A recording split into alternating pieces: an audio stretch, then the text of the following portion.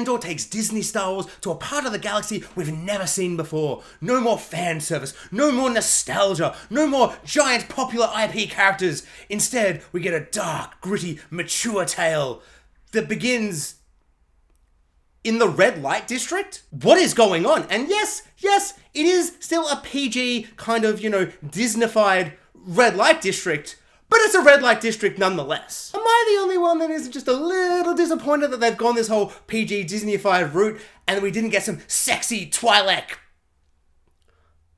boobs and nipples on screen? Just me?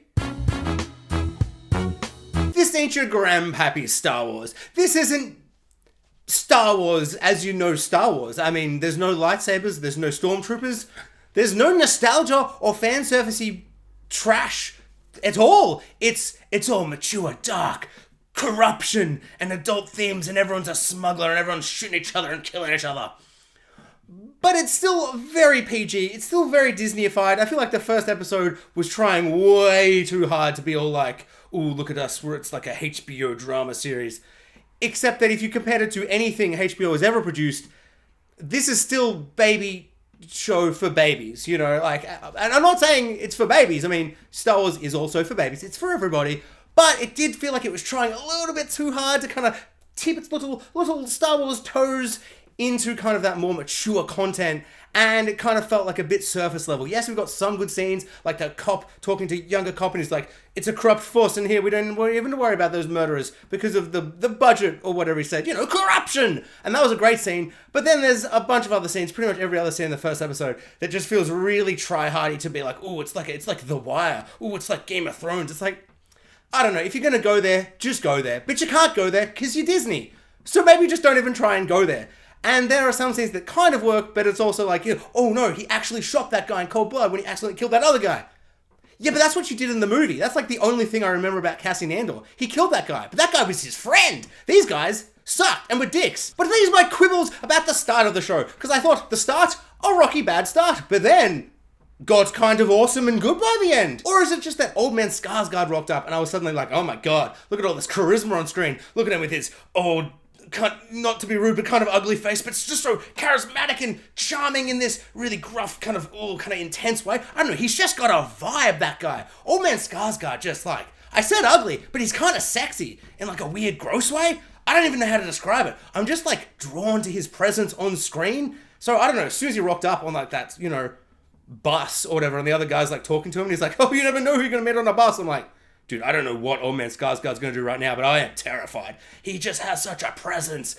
So maybe that's the only reason I thought it got amazing. But as soon as him and Andor started meeting, I'm like, I'm in. They do that whole thing with the MacGuffin box where he's like, how'd you even get that MacGuffin box? Usually you bloody scoundrels, you do a this and a that, but you did a that as well, and you got a MacGuffin box. How'd you get the box? I'm impressed. I'm like, what is going on? I'm loving this thing going on. And then like all the townsfolk are like hitting the bells, and they're all going ling-a-ding-ding, and it's like a I don't know, what was even going on? It's just like building up tension in the town, and the old Mama Andor, she's all like, ooh, when the ding-a-ling-ding, and when it stops, ooh, you're gonna be scared. And he's like, oh my god, what's gonna happen? She's like, I dare not say. What happens when it stops? Nothing. But regardless, all really exciting, fun stuff, and that's that last 15-20 minutes, I was like, I am so on board, and I was essentially tuning out. Like, I get my phone out, but I was like, I'm gonna give it a chance. Everyone says it's amazing. Don't bring out that phone. No Clash Royale today. Just watch the show. So I don't know if you just like cut a bunch out, just give me one nice tight 45-minute episode that ends with all that third episode stuff, get me going. But Disney seems to want to do that whole Netflix thing where it's like, each episode doesn't stand alone. You can't watch it as a self-contained episode. Long gone are those days. Screw you for liking that. I mean, I don't even know how Sandman got made at Netflix. That's like, I don't know. It's like the most anti-Netflix model of Netflixing shows of all time. But Disney Plus wanted to do it again. They're like, it worked so well last time when everyone watched Obi-Wan Kenobi and that first episode was bad. And they went, oh no, it's bad. But then at the end of the second episode, a little sneak peek of Darth Vader, and everyone's like, ooh, clearly intrigued. I love a Darth Vader. I'm back in. Ish. And this had that same kind of thing where it's like, oh, we'll release one episode. Oh, it's nothing. 2. Oh, no, it's also nothing. 3. Oh, hey, the end of 3 was pretty good. That last 15 minutes, that's pretty good. Give them 3. Just make every episode good. I want to be able to rewatch these shows. Like, one element that I did think worked really, really well, despite his obscenely unthreatening, hilarious costume and uniform, just that orange little cap, like, I've never been less intimidated by, like, law enforcement in my entire life. But we have our strict, cop guy, the cop guy who's not, looking cool like the Imperial Army kind of cop. So he's like a low beat, whatever cop. I don't know. He's not part of the Empire, but he's a lower rung. And in theory, I really like that. I just think the costumes just make them look less stupid and silly. I don't know, something about that just didn't really work for me. But the character himself, really fascinating, really interesting. I think my favorite scene when the old man is like, actually, no, we're all corrupt and stuff, and, let this murder slide. And he's like, I will not! I will not! And I really liked it. I have no idea what his name is, so I'll just refer to him as Ramsay Bolton's younger brother that seems very strict and, like, went to military school, right out of the gates. That's too long. That's too long to say every time. I'll just say Ramsay Bolton's younger brother. That's still too long. Cop guy. Let's go with cop guy. Orange capped cop. That's still too long, and I'm gonna trip up on that because my tongue not so good at speaking the words. Another thing I really, really enjoyed was how non-Star Warsy it felt while still feeling Star Warsy. Like, there's, we've got a little sassy robot that's all like, I'm quippy and you love me and I'm a little robot boy, That's very Star Wars. And every, like, the aesthetic and the mood and, like, people are pulling wires out of old machines in wrecks and, working day-to-day kind of jobs, hard-yakkered kind of job, and all that vibe and, like, the locations and everything, it felt really Star Warsy. But we don't have any stormtroopers. We don't have any lightsabers. Until right at the end, there's no big blasters, red, blaster bolts going everywhere, making it feel all Star Warsy. So I really liked how it wasn't relying on that nostalgia and fan service and all that stuff. But it still did feel like Star Wars. And I think that is a really bold choice.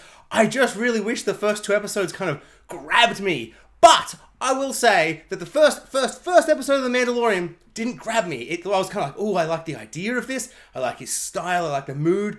But it didn't like grab me, and I felt like it was a bit lackluster. And then by the start of that second season, that first episode, second season, was just like, oh, that's everything that first episode should have been.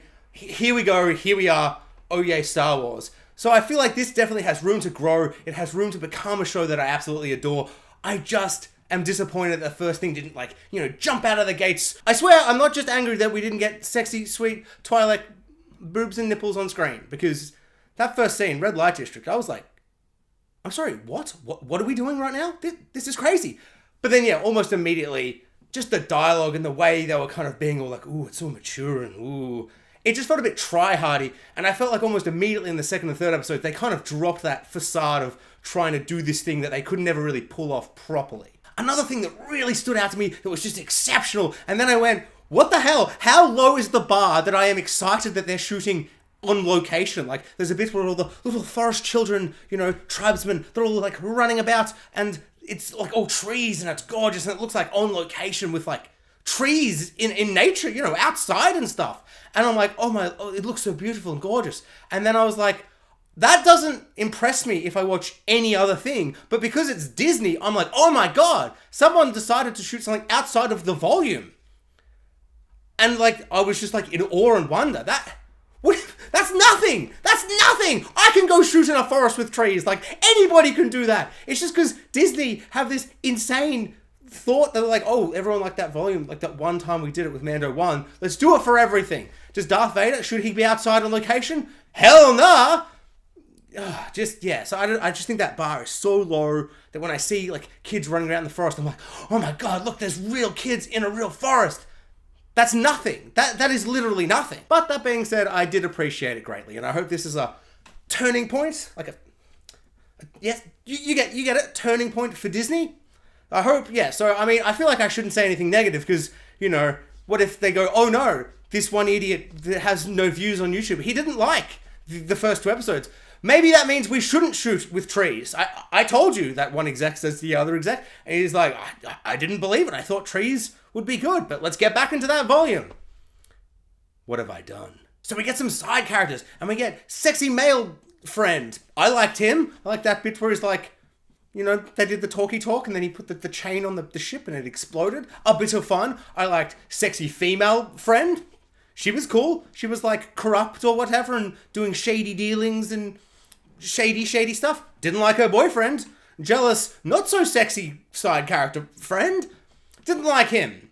He sucked. I'm kind of glad he died. One element we get this episode is his flashbacks. His time as like a little tribesman kid, like his, you know, in that book, the piggy book, the Lost Island, the one where they're all on the bus crashes in the water or something. You know, the Simpsons in an episode, there's the pig and they're all like, we're little tribes kids. It's that. / Peter Pan / a third better example. And all of this is really interesting. It's really cool to see him as like this kind of primitive native on this tiny little kind of backwater like little thing, and like seeing that the mining has destroyed the planet and he gets taken away and stolen away by his mother that he grows up to love. But by the end of kind of seeing it all, I was kind of left with a bit of like, I feel like maybe if you'd space this out, maybe in later episodes, and just kind of get off this planet, because I just found the moment that him and Old Papa Skarsgard were off the planet, I was like, ooh, I am pumped to see the adventures continue. So I think maybe just scrap all that, give us a tight 45-minute episode, get us off, and then, you know, episode 2, 3, 4, give us some of that flashback. Make me like Cassian Andor, then start feeding me his flashback stories and all that kind of stuff, because I feel like I didn't really get that much. Like right from the get-go, he's like, where's my sister? I need to find my sister. So me, very clever boy, I'm not, but you know, it's the most obvious thing ever. He likes his sister, and he's a main character in a Star Wars. He's not going to hate his sister. That would just be weird. Like, he can murder people, but he's got to love his family, you know? They're just going to do that. And so seeing all these flashbacks where it's like, oh no, he's separated from his sister, and he loved her. Yeah, I knew that. So I think maybe hold off on all that kind of stuff. But that's kind of an insane nitpick.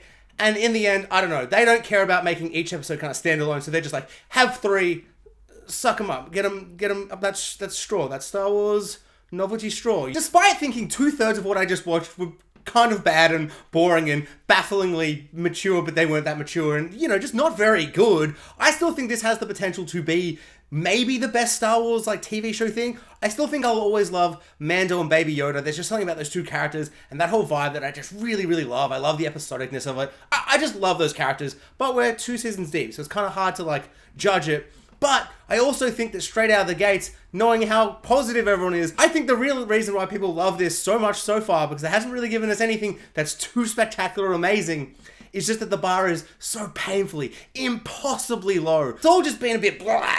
So I think just this not being horrendous and impossibly bad, everyone's like, this is actually amazing. It's fine. It hasn't done anything too spectacular yet, but I think it has room to grow into something truly amazing. And I am excited. I am excited. If you liked this video, bloody give it a like, subscribe, comment below. I'd love to know what everyone thought of Andor. And if you like someone who talks about Star Wars and other properties and, you know, just all the TV shows and the movies and all the things, and you like someone who cares too much, but then the next week you're like, I don't think he cares at all and it's just taking the piss. That's me. Subscribe. Please. Please.